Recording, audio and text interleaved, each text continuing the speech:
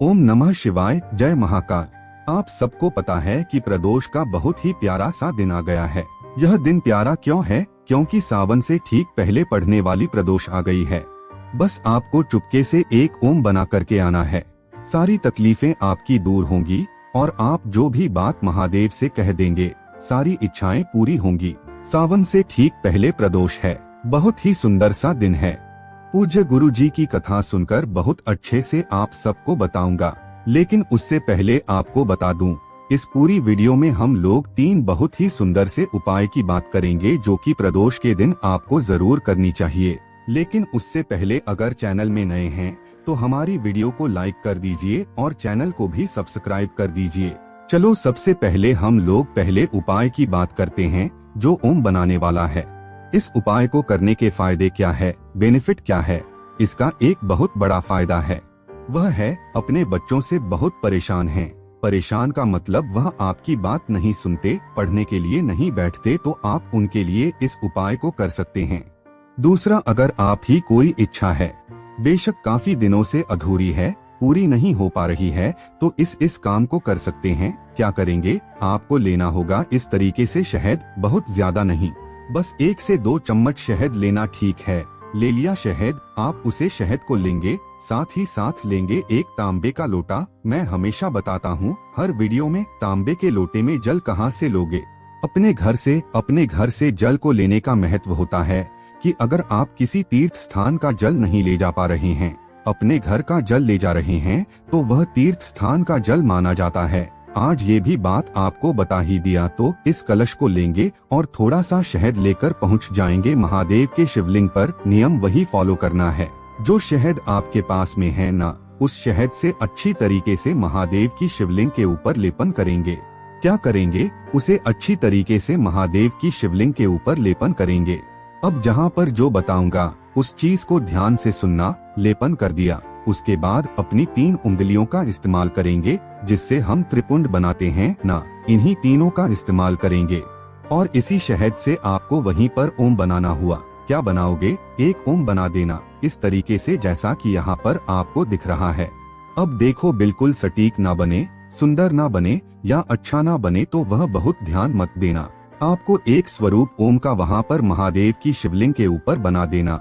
बनाने के बाद महादेव के सामने हाथ जोड़ना, उनसे प्रार्थना करना, महादेव हमारा बच्चा है, बहुत ज्यादा परेशान करता है, मेरी बात नहीं सुनता, आप उसकी बुद्धि को ठीक कर दें। आप उसको सही रास्ते पर लेकर, या फिर आप ही कोई ऐसी विषय मनोकामना है जो काफी दिनों से अधूरी है, आप वह भी बात महादेव से कह सकते हैं।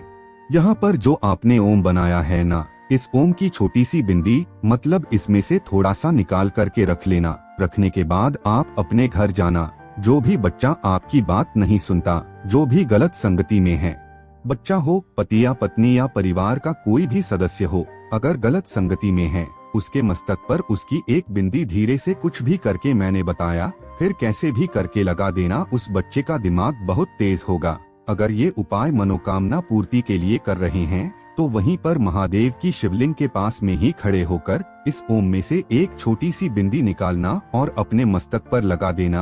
आपकी जो भी इच्छाएं होंगी, मनोकामनाएं होंगी, वह सभी पूरी होंगी और आपके बच्चे का दिमाग भी बहुत तेज होगा। पहले उपाय की बात हमने कर ली है, आगे बढ़ते हैं इस वीडियो में। अब हम लोग अपने दूसरे उपाय के साथ। दूसरा उपाय है, बहुत प्यारा है। जब भी प्रदोष का दिन आता है, ये उपाय मैं हमेशा आपको बताता हूँ।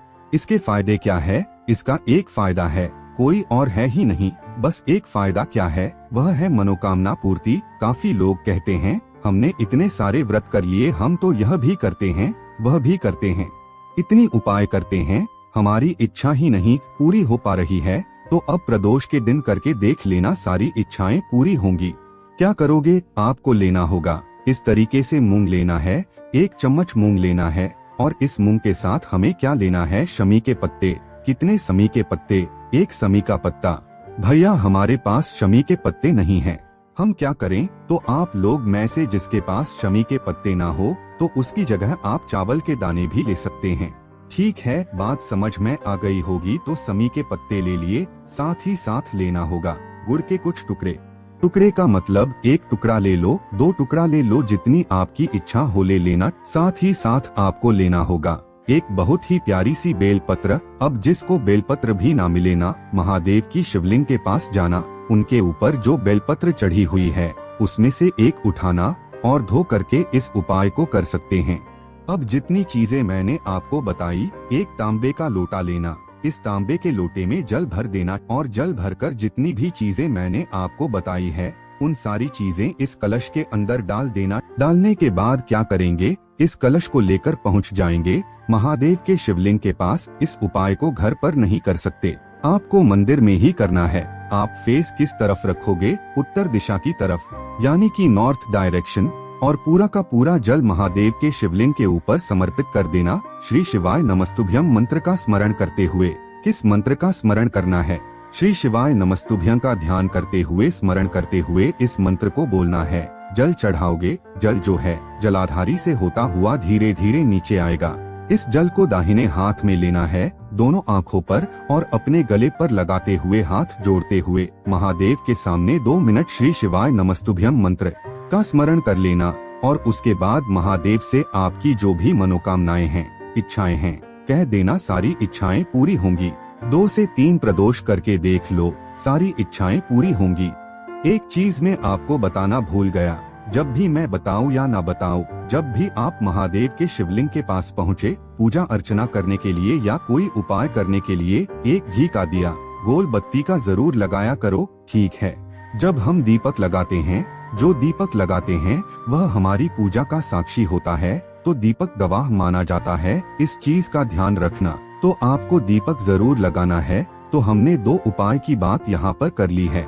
आगे बढ़ते हैं इस वीडियो में हम लोग अपने तीसरे उपाय की तरफ। और यह तीसरा उपाय कैसे करना है और क्या फायदे हैं, उससे पहले एक छोटा सा काम कर दो, वह है वीडियो को कर दो लाइक और चैनल को कर दो सब्सक्राइब। अब देखो, सबसे पहले समझेंगे इस उपाय के फायदे के बारे में। इसके 2 फायदे हैं। पहला फायदा तो यह है, वह इच्छा पूर्ति यानी कि मनोकामना पूर्ति। और दूसरा, अगर आपके घर में लड़ाई बहुत होती है तो भी आप इस उपाय को कर सकते हैं, ठीक है। बस यह उपाय बहुत ज्यादा आसान है, बहुत ज्यादा।